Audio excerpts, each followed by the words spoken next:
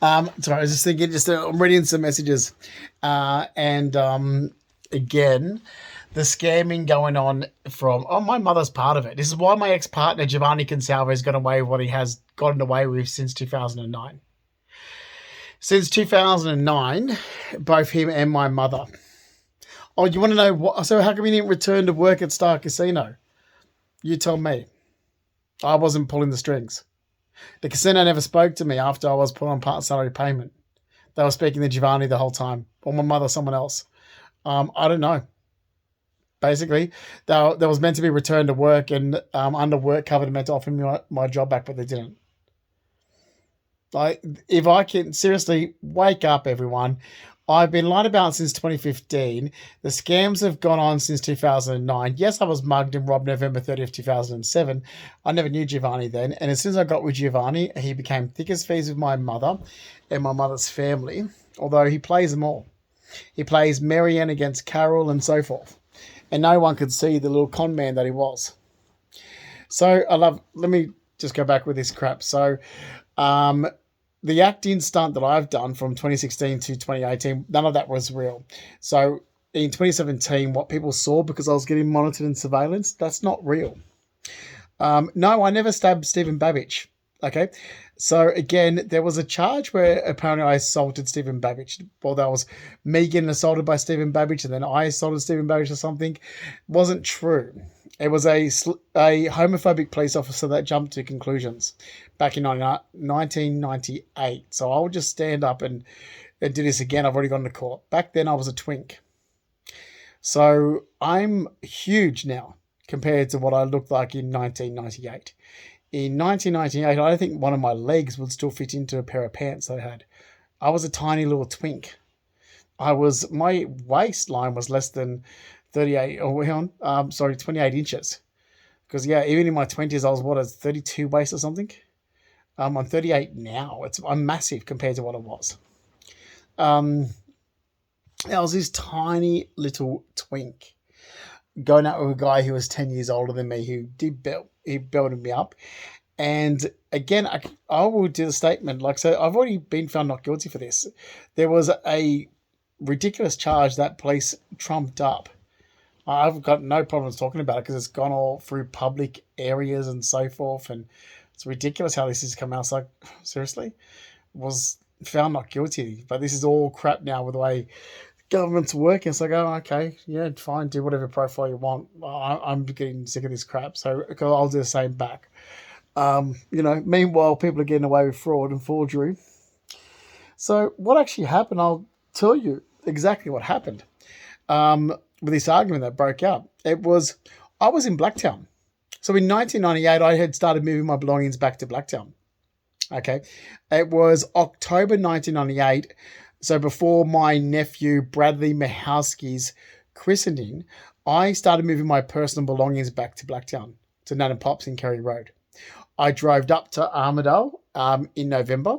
I was working at a Greek restaurant then, and I was told, look, because I said, look, I'm moving, I'm moving back to Nan's in Sydney.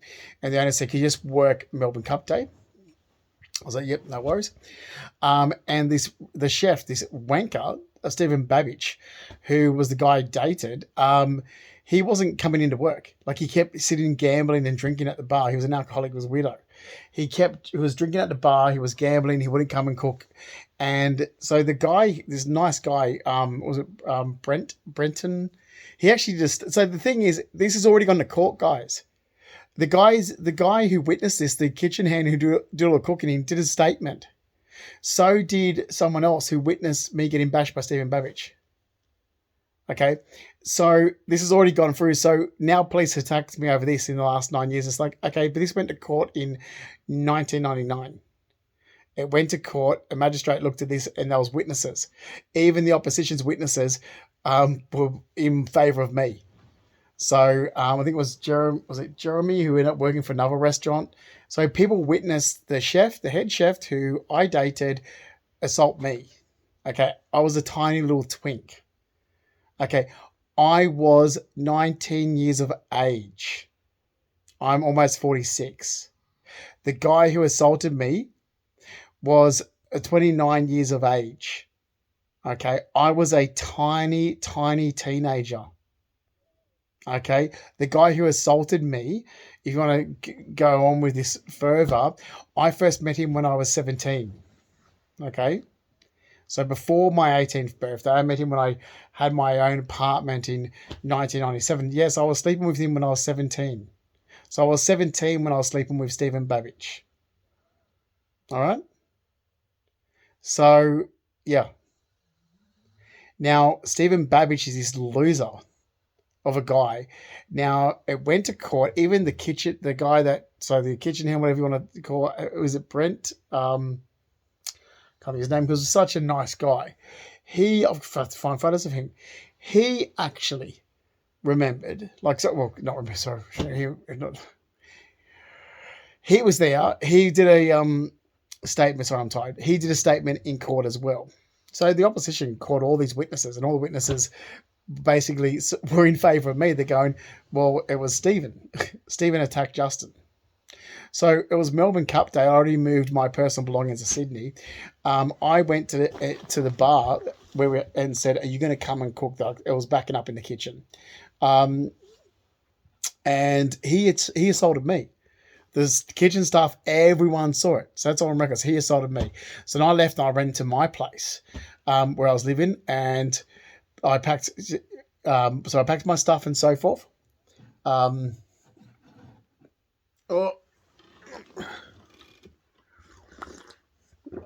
tired, sip of coffee, and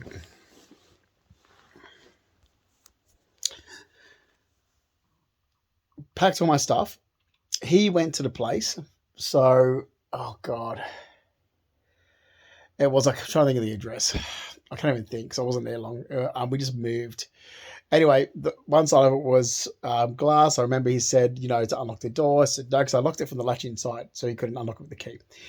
He said it won't be hard for me to break all the windows to get in. He was just a wanker of a guy. So I unlocked it and he grabbed me. So he grabbed me. Now, the house that we lived in was all these tiles, okay, in the main area. Then when you went up, there was a strip. So when you went from the hallway to the living room area where the tile was, there's, what would you call, there's metal strips that go in between the carpet area, the carpet hallway and the tiles. Anyway,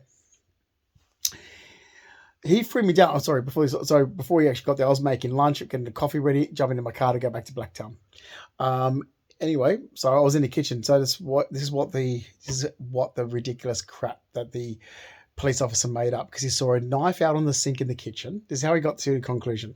There was a knife on the sink, so I left it there because I just finished making sandwiches and so forth to just drive to Blacktown and making coffee. So anyway, Stephen grabbed me, pinned me down like this. We're rolling around on the floor, right where the metal strip is, in the floor. Okay. I got away, jumped in the car and drove. Okay. Then he called the police. He was just trapping. I've gone through this shit of control freak narcissist my entire life. I'm sick of it. I keep dating control freak narcissists. And they're the same types of people, and they keep doing it because I don't have a decent family. I don't. My mother's not a nice person. She's not decent. She's a control freak narcissist, and everyone I go out with looks at the fact that I don't have any support. There's no one that has my back. So I keep going around in circles, and I'll meet someone else and it's like, oh my God, I work hard, have a lot of money. I end up letting someone move in with me and the same shit happens. It's like, oh my fucking God. And this is why in my entire life, I'm like, keep my mother away from me. If anyone ever meets my mother, it's the same situation over again. So don't let her. I can't believe immigration let her come to America. When I was living in America, I'm like, that's it. I'm moving back to Australia. Can I keep her away from me? Anyway, I did this statement a lot better when it's not 3 o'clock in the morning and I'm tired. But so basically, he had a cut on his back. So he had a cut on his back from the floor. Okay. This even was said in court. Basically, even the magistrate looked at everything and was like, okay, so he cut his back on the floor. But then, this police officer drew the conclusion that, there's a knife in the sink, so he must have been stabbed in the back. And that's really how it all went. It's like, then in court, it's like, no, he didn't. He wasn't stabbed. But anyway, so they were like, it's like, no, it wasn't snatched. It was, so the magistrate's like, so he was rolling around on the floor and he scratches, like, the magistrate was looking at it going, so he's got a few scratches on his back. Like he's there. And the police officer was pushing to going, oh, can we stitch them? Like, can we stitch them and make it look worse? Like thing. Like, it was just a wink of a police officer. So the magistrate's looking at this going, he got a few scratches on his back. And that was caused from rolling around on the floor in the middle strip. The police officers, they just tried to, it was just bullshit. Anyway, it's not here or there now because it was all in court. And it's like, well, you found not guilty because you assault the guy. It was just trumped up, basically. It was just trumped up, proven point. Anyway, my mother even tried to use that for her own control freak narcissist behavior to get what she wanted. Everything in life that happens, my mother's in front of it, basically manipulating, planting a seed and trying to get her claws in. She's just a control freak narcissist. Like I said, she is really happy that this has destroyed all my money and assets. It means I've got to run back to her. It's like, no, well, I'll live on the street, thanks. I will go and sleep under a bench. Thanks. I don't care. You, like, this has gone on for 9 years. That's right. You've cost me over 100,000 of my savings. I won't be able to get that back again because of my health problems. You did it deliberately. I'm not an idiot. I'm really not an idiot with what America did, so I won't support immigration. I'll live my life out dead on the street. I don't care. I honestly don't care. I'm not going to do anything with my life now. I really don't care. You've just done this to me for 9 years after what I've been put through in my entire life. I don't care. I'm not going to do anything with it. I won't do one thing with my life. You kept going. Like these people, groups and organizations, you kept going since 2015 when I'm there going, yeah, but I'm getting lied about. And all I need is a solicitor to actually go to these organizations and go, okay, enough. This isn't true. You're going to stop this behavior towards Justin now. That's my money. I had over 100,000 in savings because of me working hard at Star Casino. Okay. My savings. All right. My assets because of working hard. I had no debts. I've never had any debts in my life except for my mortgage. I paid my mortgage out in 2008. My car, my furniture, my jewelry, everything's from me from working hard. My investment property and everything. So since 2015, everyone's just attacked my life. It's like, I won't be doing anything with my life now. No, you kept going for 9 years. My mother's this sick person, a very sick person to do this. And I'm sorry, my twin sisters are extremely sick to do it as well. Like, who's stuck by my mother, my twin sister? Who's stuck? Like, you look at my entire family, it's like, hang on, has anyone actually seen one family member stand up of mine yet? Did we see and I love my dad so much, Mark Fleming. Mark Fleming's my dad, Mark Rackley's my stepfather. I love Mark Fleming, but did you see, was he standing up? Oh, okay, he's got health problems, so fair enough, but he could have gone, wait a minute, I've got a solicitor, what's going on? Can you just go and help my son? What's going on? No? Has anyone? No? Seriously, this was just from a lie about me. Like, this whole issues in my life in the 9 years, it was started from a lie.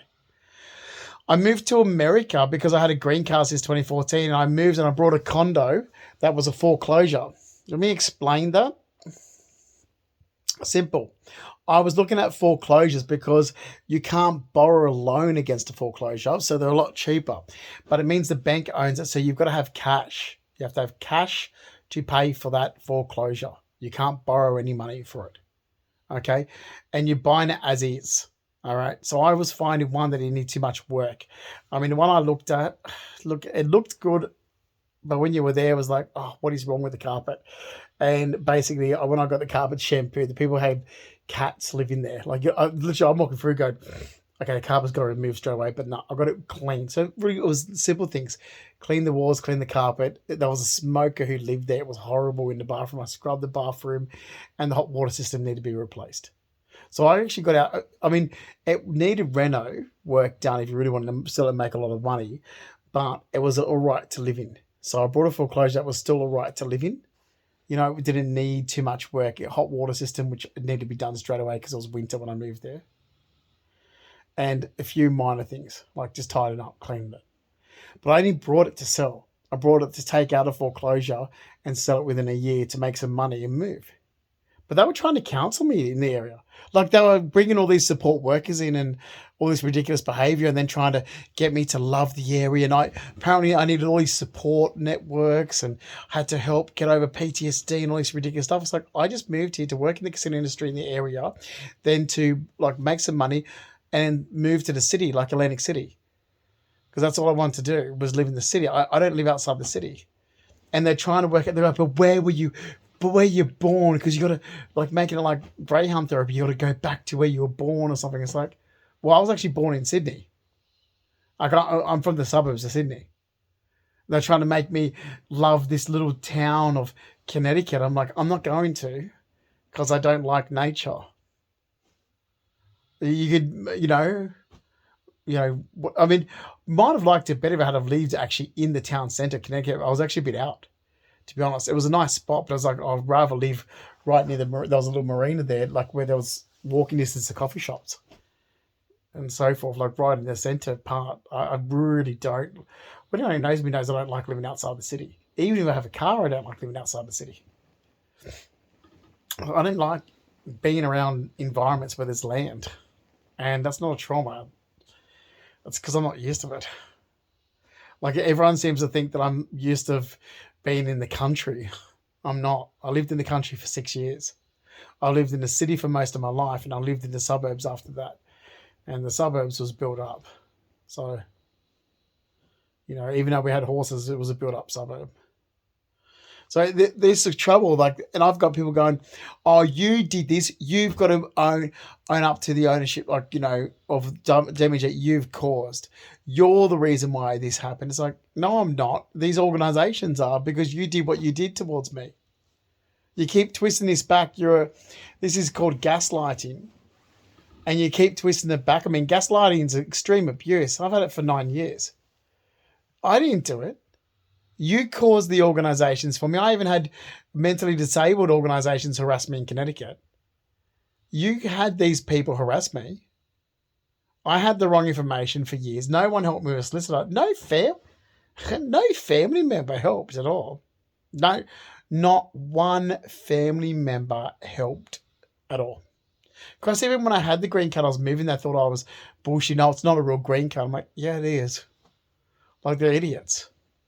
Like, this is the shit I was going through. So then there was all this crap to do with, like when I was in America, all these organisations, all these support works, all these, he needs counselling. Oh, and it was like all the bullshit that Giovanni started since I met him. It's like, hang on. So this is why I didn't get my job back at Star Casino then. Because Star Casino got all the information from Giovanni, not me. Like, this is what I keep saying. This is a legal matter. It's their negligence for not getting information from me. I never said any of this. I never said I had PTSD or trauma to the casino. You did. All it was a mugging after work. You guys made it out to be more than what it was. And then even if I say that, it gets twisted around back on me again. I'm like, you're still gaslighting me every way I say this. You're making it out it's me all the time, and it's not. I can't control other people's actions towards me. That's what the legal system was meant to do in Australia. Instead, they kept blaming me for everything. So now I won't do anything with my life now. It's over. It ended. It ended as soon as you lied about me in 2015. It ended. It's ended. It's over. There's no fixing it. You can't fix 9 years of damage. It's impossible. I don't have the money, and you're not going to find a solicitor that's going to be willing to do that. You're not going to find a human rights lawyer that's going to do that on a federal government level or a state government level. So no, I won't do anything. I'll go and live under a fucking bench for the rest of my life as a homeless man. Seriously, you've done 9 years of damage? I won't. Don't ever have it. If you see my twin sister, tell her I don't care. I don't want to see her ever again in my life. That's disgusting. That is disgusting. And the only reason why I talk to Dad is because so far it seems that Daddy's neutral to this. He had no idea. He had no idea what was going on the last 9 years. And I never spoke to him. So maybe he's telling the truth. I don't know. But Amanda did. Now, Amanda was told. So, no, I won't speak to her again because Amanda was told. It's like, she's still going down the same path when I just told her. Like, instead of just being a normal person, Amanda's grown up to being exactly like Carol. She's so much like Carol, a control freak, narcissist, toxic. Plain Jane that goes and cries to people and breaks down for attention. But she's evil. She's like Carol. She's so much like Carol. Like, seriously, I don't want anything to do with her. Ever again. I don't even want to see her. Like, I swear, if I ever see her again, you'd have to hold me back. I think she's evil. She's pure evil. Amanda? So, yeah, no thanks. So, no. So, for someone else to benefit and gain, like Giovanni, you destroyed my life. And the thing is, all these people, groups, and organizations that did it, they had nothing but hearsay. There was nothing but hearsay. But everybody went from hearsay, and it's like, but I can show you bank statements. And I don't have memory loss. I don't have any of those issues that you keep making me out to have. So, and I can show you bank statements. I can show you photos. I can show you videos. I can show you when I owned all my assets and belongings. You know, like Carol will go, oh, look at all the new clothes and stuff he's got. Oh, that's where all his money's gone. I'm like, the jacket that I'm wearing in a video back in 2006, like this leather jacket. Like, seriously, like I've got clothing where they've said the same thing in the last 9 years of like, oh, that's where this went. I'm like, so how? I own this jacket back in 2006, actually some of it 2005. It's like, how? Then it was like, oh, he's using drugs. That's where all his money went. It's like, why do you keep making up stories that my money went somewhere? Where did it go? And this has happened since 2015. It's like, okay, Giovanni called you with the bullshit story in 2015. You were told by me that that's bullshit, Carol. And instead of telling the truth, you went ahead and did what criminal behavior you did to get what you wanted and lied about your own son. So there's that. And the other thing I'm going to do with this video as well, so there's about all different issues I'm bringing up here. So what they've also done was, oh, he's afraid of police. No, I'm not. Giovanni keeps using this like, no, I'm not. I'm the one ringing police all the time. So Giovanni's making out that he's calling the police. No, it's not. I am. I've ringed the police all the time. Giovanni's a scam. It's about time everyone starts realizing Giovanni's a scam artist. He's one of the best con men I have ever met in my entire life. He's a fucking con man.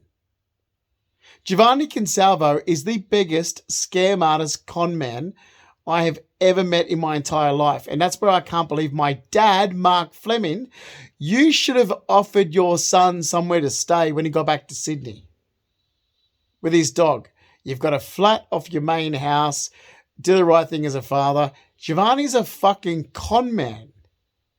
He's a con man that committed fraud and he's walking around king shit because he's got New South Wales police eating out the palm of his hands. He's a con man. A really fucking good con man. And he is. So, the other thing with this whole thing of trying to make me out to be afraid of police, Carol did that at Nan's funeral. Oh, quick, come on. Like, oh, the police have been called you, and quick, you better get, you're afraid of police. I'm not afraid of police. Like, Mum was making out that I was afraid of police. Like, that's weird.